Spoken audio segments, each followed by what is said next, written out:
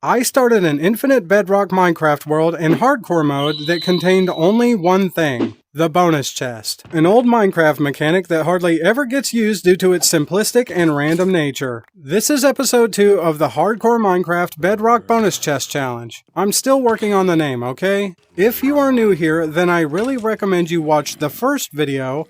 There is a link to part 1 in the description below. Now let's get on with the video. As you can see, there is now a mob farm and it is working really well. It almost feels like I'm cheating the game when compared to the amount of XP and loot the original farm provided. Iron production seems to have sped up along with certain other rare loot drops that will certainly improve our quality of life, such as glowstone blocks, which happen to be the best light source available to us. Much of the first video involved me sitting at the old mob farm, so I really need to find more new ways to progress, or this video is going to start getting very boring. One of the things we can do is make a 5x5x4 block size body of water to fish in for treasure. This will give us access to a few things we couldn't obtain before, like fish, name tags, and more. Also, this will give you something to do while the mob farm fills up. A lot of time in the previous video was spent AFK, but now I'm being more thoughtful about how I use my time. After grinding at the mob farm for a good portion of that time, I will get enough iron to craft an anvil. When it comes to fishing, the ultimate prize is a book with the mending enchantment. None of the gear that has been acquired so far has been worthy of such an enchantment, but correct me if I'm wrong. Can skeletons and zombies not occasionally spawn with diamond armor? The next few days would mostly be spent hopping between the mob farm and the fishing spot. Treasure started popping up from the water pretty quickly, if you can really even call it treasure. This saddle is okay, since we could use a few for the skeleton horses, but there isn't a need for us to travel long distances, so it's honestly not very exciting. Having an iron sword has sped things up at the mob grinder, but sadly it's only going to last so long. Something I'd really like to get is a sword with unbreaking, sweeping edge, and sharpness. Might as well use some of these as terrain filler since there is a surplus of the bone blocks laying around, and even more pouring out of the mob grinder. Seriously, I could duplicate crops for several days and never use more than I have obtained in a single day. There were a few comments on the last video asking me if I would be able to beat the game, and the answer to that is no. I decided to post a community poll so that channel subscribers could vote on whether or not an end portal room should be added to the world.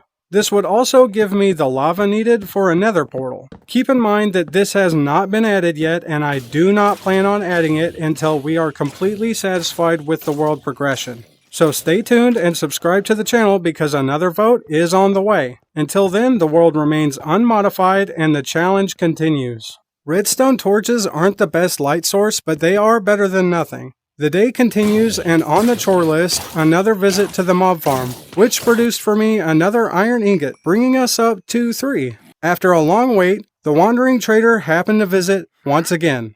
The fool. I hate to say it, but the 3 iron bars we just collected are about to go bye-bye. The trader isn't always going to have dirt, so it's a terrible idea to pass on the opportunity to get this pods. Oh my god. Podzol. There are a couple of saplings here, but I don't have the money for either of them, so Podzol it is. Any kind of dirt block we get is going to be converted to moss, unless I discover a way to get grass blocks. More moss blocks means more moss carpets when I continuously hit them with the bone meal. At this point, doubling it completely. Saving up iron ingots is going to be extremely difficult if the wandering trader continues having useful trades. The anvil is a main goal of mine, but getting it won't help me unless I can obtain some decent gear first. Luckily, the farm is working overtime and already 2 iron ingots have been replaced.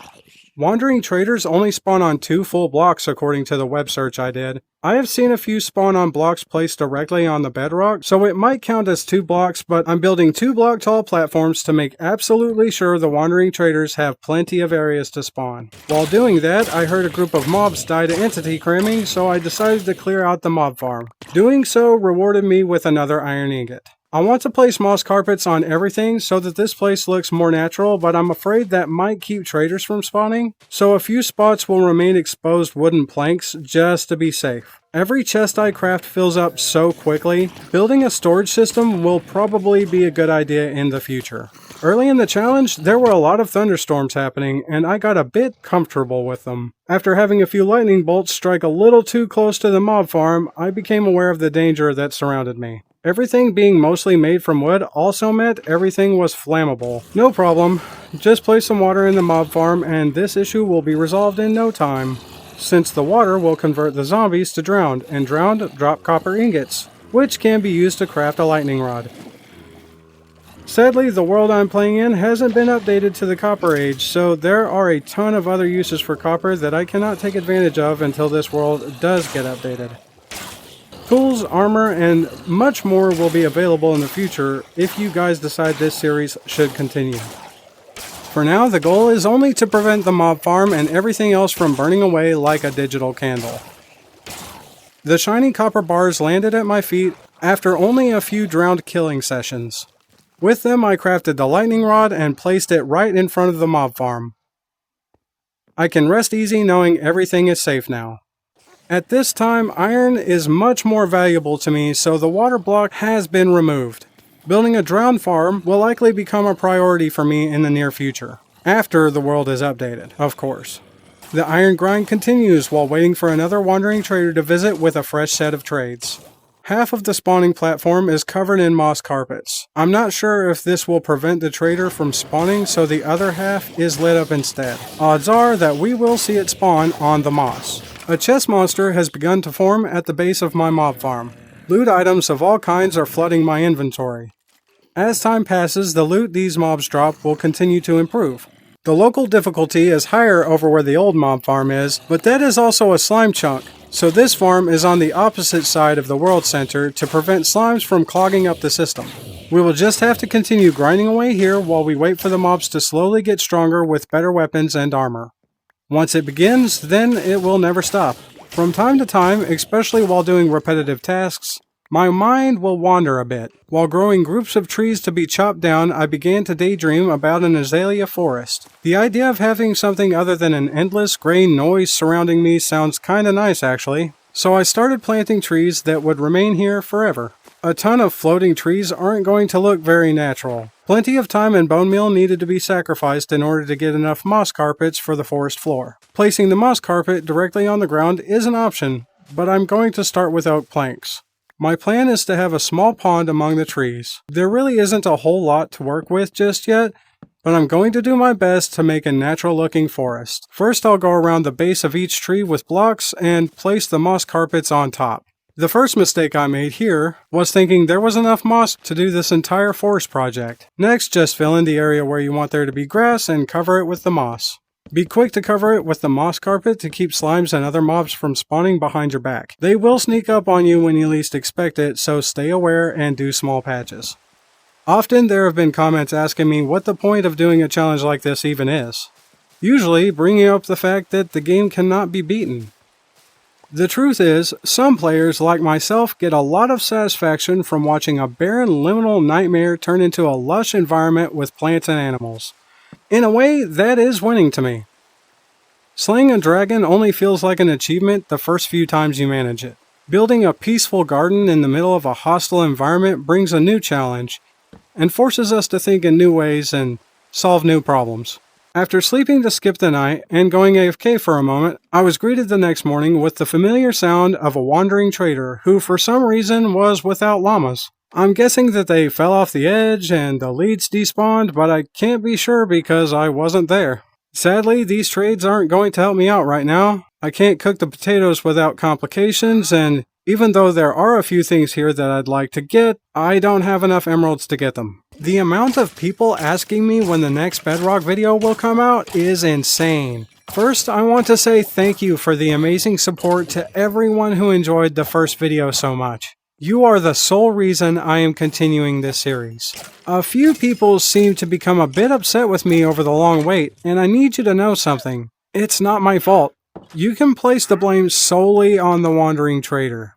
Here you can see I have sat AFK and waited for another wandering trader to drop by. There has been no lack of dedication on my part regarding this challenge. Speeding up this process is impossible as far as I know. If you know a trick, then please tell me in the comments. For once, I'm not going to kill the llamas. This time, they will be taken care of until I have a safe spot for them. Remember that these llamas will despawn if you do not tame them, so remember to take them for a ride so you will be best friends forever. Other than the skeleton horses, these llamas are basically the only animal we have. I think we can get chickens, but it's scary to open the mob farm because I don't have a way to deactivate it yet. Don't worry, because I have a couple of ideas in mind. Like with everything else in this specific challenge, it's gonna take time. I'd like to find out if there is a way to get animals to spawn first before I go jumping through hoops just to get a chicken. Growing moss just became a top priority because I came up with an amazing idea. The forest I've been working on would make a great home for the llamas. It could be our llama sanctuary in the azalea forest. Come on, llamas, it's time to go to your new home. Don't be difficult. As usual, there wasn't enough materials to finish the job, and of course, a thunderstorm happened while I was busy. I skipped the storm and got back to work placing blocks as fast as possible. The prospect of having a little forest not far from where I work became more and more pleasant as time passed. Honestly, it feels like I've done so much more than this, but it's looking really good. I have decided to keep going. The llamas deserve more than just a tiny patch of woodland to call their permanent home. First, I was thinking about doubling it in size, but now I am thinking it should form a crescent hugging the center of our base. As usual, there isn't much planning going on here. Basically, just a form of creative expression through the medium of block game. Of course, I do plan some things, but from time to time, my actions are spontaneous. In a very near future video, you will witness things I have had planned for years. This little pond should be pretty close to the llamas so they can drink. Fishing in a pond like this would be more pleasant than fishing in a slime cube. Sadly, this pond isn't deep enough to give us treasure though. Another idea just formed, I think. I don't want these poor creatures to spend their lives tied to a post, so I'm clearing the spot to fence them in. Maybe in the future when the forest is done, a fence can go around it and the llamas can roam. Right now, I just want to keep my llamas from running away, and I don't trust these leads to not break. Slap down a handful of redstone torches to light this spot up a little bit.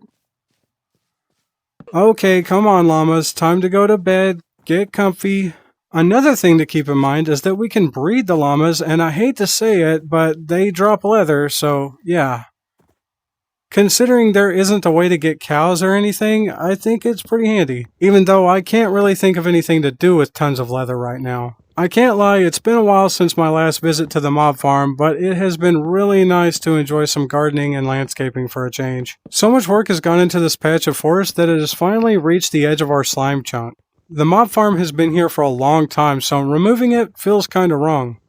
However, I thought it would be really cool if there was a different way to get the slimes without this pile of bones sitting in the middle of the forest. Without a doubt, there are going to be a handful of people scolding me in the comments section about this, but you gotta understand, when there is so little going on in your world, then it's easy to hyperfixate on stuff like this. Well, if you wanted to see me punished, then you got it, because slime have started spawning everywhere. Here's my plan, okay? I'm going to remove all of this, and then I'm going to make a fenced-in area where the slimes can spawn and hop around freely.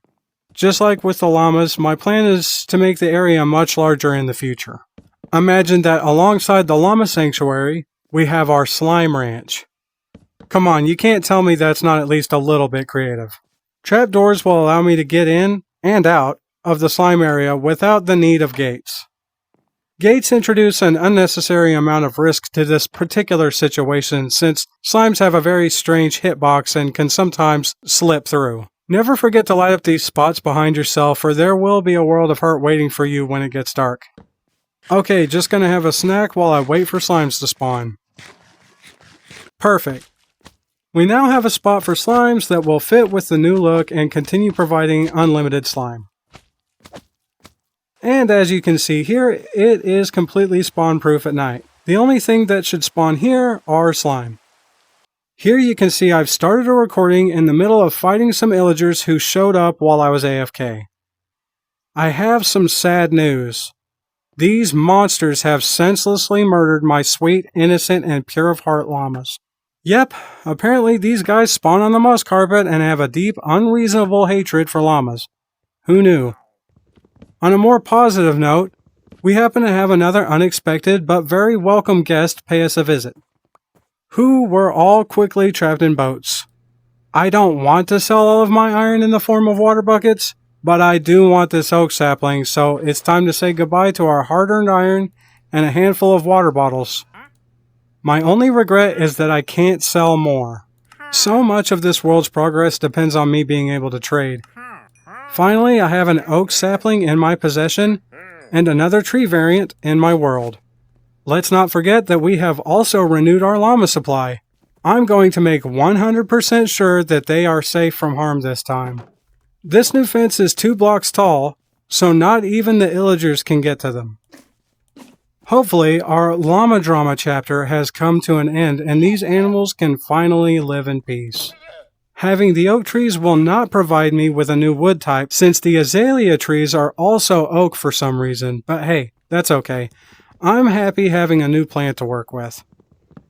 Also, let's not forget that the occasional apple is going to drop from the decaying leaves.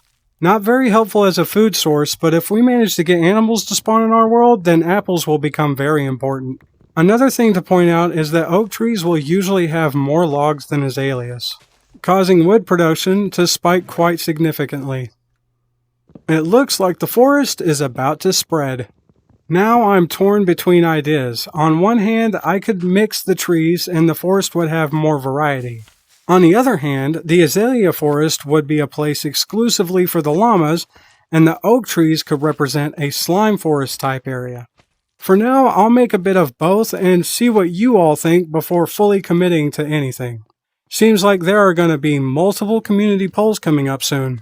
It's not often that I worry about the lack of progress in a challenge. Since most progress in a Bedrock world is based on events outside of our control, then there really is nothing to worry about. Traders will spawn when they spawn, and the mob farm only fills up so quickly. The amount of people that enjoyed the previous video actually surprised me a lot.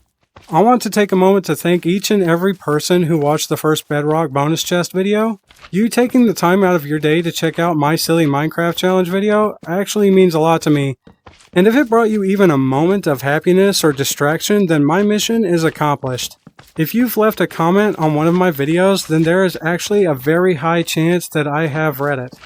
This community is absolutely amazing, and I promise to never stop doing what I do for all of you. Now do me a small favor and hit that like button, okay? Since the beginning of this challenge, I've never had a proper base. It's always been some makeshift box to stay in overnight. This is about to change very soon. Over here on the opposite side of the slime ranch is where I plan to build my new home, setting the scene of a slime rancher who lives on the edge of a forest. Like I said before, this grayscale wasteland will be transformed into a vast wilderness spotted with environmental storytelling and farms. If you have any ideas for custom biomes or structures we might be able to build in the future, please leave a comment. I'd really like to hear them. A few viewers asked me how I managed to get wool and carpet in the last video, and I'm surprised how many players don't know you can craft wool using string. Never forget to check your unlocked recipes when you pick up new items, guys. Things in Minecraft tend to have multiple uses, such as carpets acting as a way to customize your llamas. I am very happy to have my llamas back, if you can't tell. You know who else likes llamas? The Wandering Trader does. He seems to also love water buckets. My llama collection grows a bit more also. Where you going, dude? Be still. How many hay bales are you gonna take? Dang. Oh well, you know what? I think I'm gonna take this sugarcane. And a pumpkin too, because both of these things will continue providing forever. Selling my water bucket is a horrible idea, but I can get iron more easily than emeralds. This brings me back up to 4 emeralds, so getting another tree sapling will be a lot more feasible.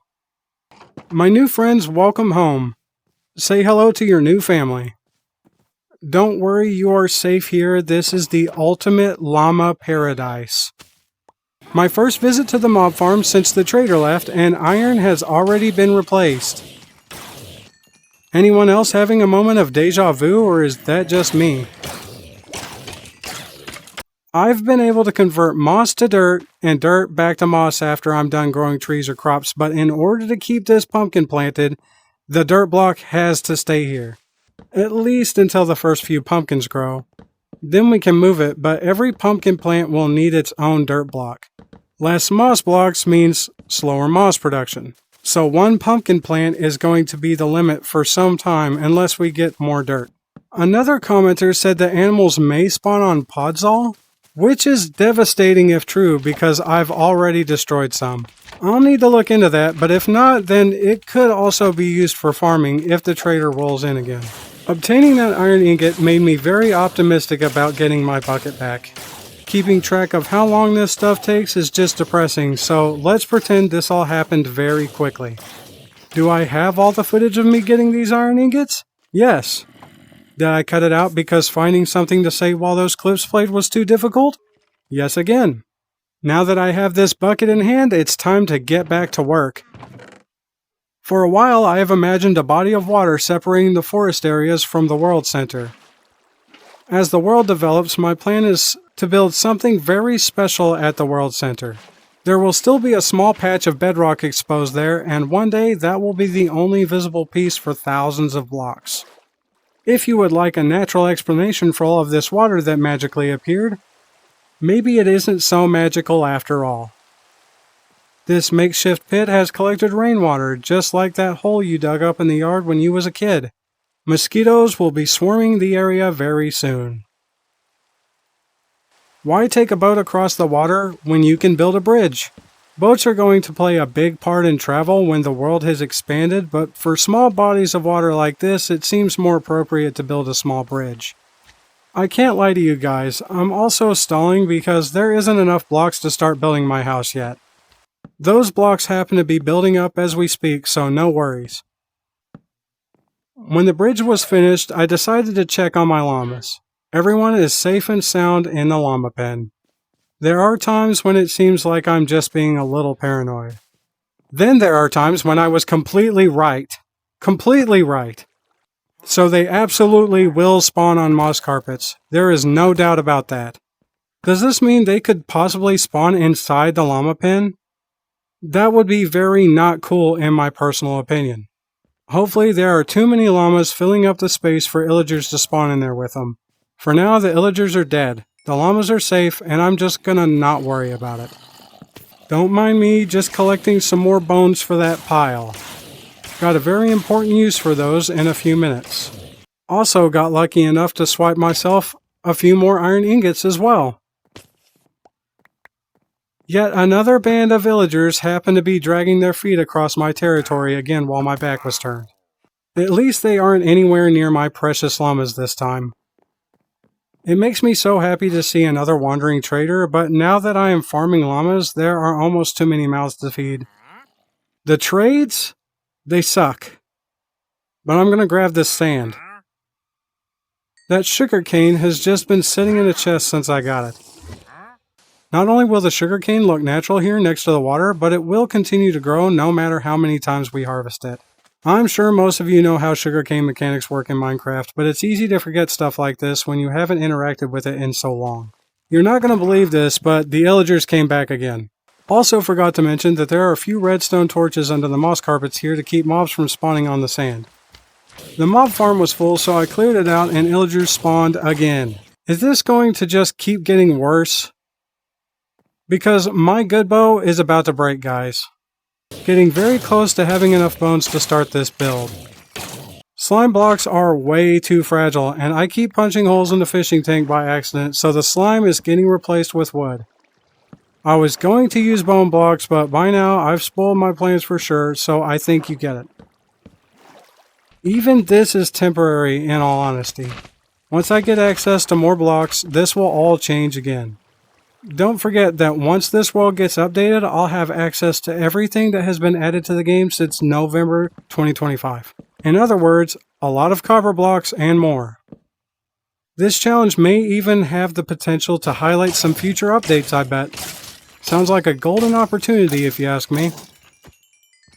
Believe it or not, I collected myself another 3 iron ingots and then continued to work on the yard. I don't want to look out my kitchen window to the view of 90s TV static, no matter how nostalgic it makes me. No, I want the house to be surrounded by a pretty green lawn and beautiful trees that have many branches on them. There is no sense in doing this unless I'm going all in on it. Just in case every video I've made up to this point hasn't made that very clear. Why bother even saying it this time?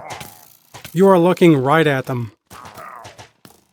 This time there are so many that I actually have to run away. Don't worry, I'm still gonna kill them, but it's crazy how many spawn this time. It seems like they spawn over on this side most of the time. Does anyone know if there is a way I can keep these guys from spawning? Because this is getting ridiculous. My health bar got way too low for comfort this time. It happened. Code red. Code red. They are in the llama cage. Oh my god, what do I do? Please stop! I'm sorry guys, I'm sorry about all the noise. I know, I'm usually calm and collected. I can't handle this right now. All the llamas are coming with me. It will be better to keep them close to the house so that if something like this happens again, it will be easy for me to notice and save my pets from certain doom. I've been watching them like a hawk and I'm glad I caught those villagers in time, but geez, this is so stressful. This must be karma for all those times I randomly pillaged those poor villagers' homes. Is this what I've been doing to people? It's horrible. From now on, I'm going to be nice to the villagers. Here it is, the moment you've all been waiting for. Finally, I'm building my first house in the hardcore Bedrock Bonus chest world. You know what? The name actually sounds a bit cooler every time I say it. Oh, and a lot of people have asked me for a map download or something so they can attempt this challenge themselves. Full disclaimer, this challenge is a long grind. And if I wasn't a YouTuber, then the time sink into this challenge might not feel worth it. That being said, I'm going to do my best and try providing a link to a map download or a tutorial on how you can set this challenge up yourself. If you do end up trying this challenge, please add me on Discord or Twitter and share some screenshots.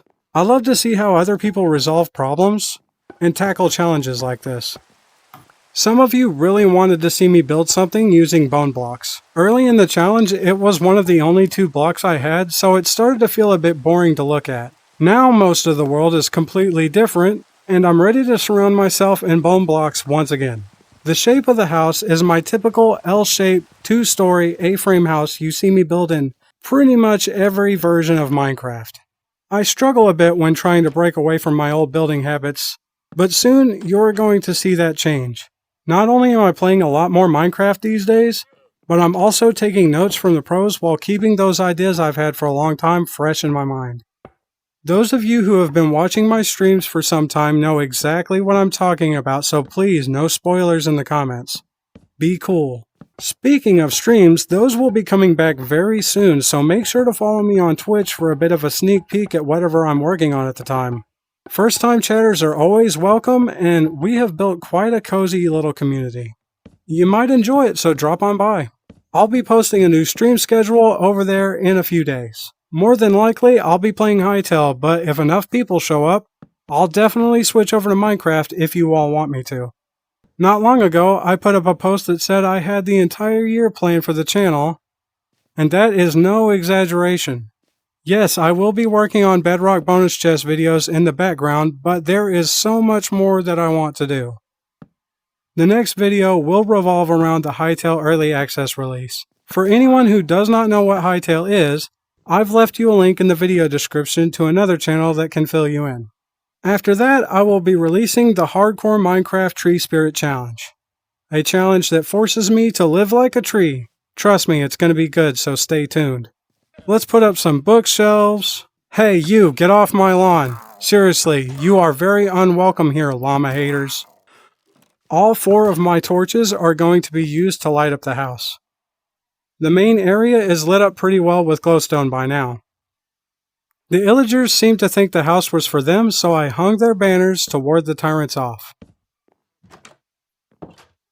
Next, I went and gathered a few things to cozy up the house a bit. I used a ton of string to make carpet and covered the hardwood floor for some reason. The walls felt a bit empty, so I put up a couple of paintings to add some much-needed atmosphere. This is me when I was just a baby skeleton.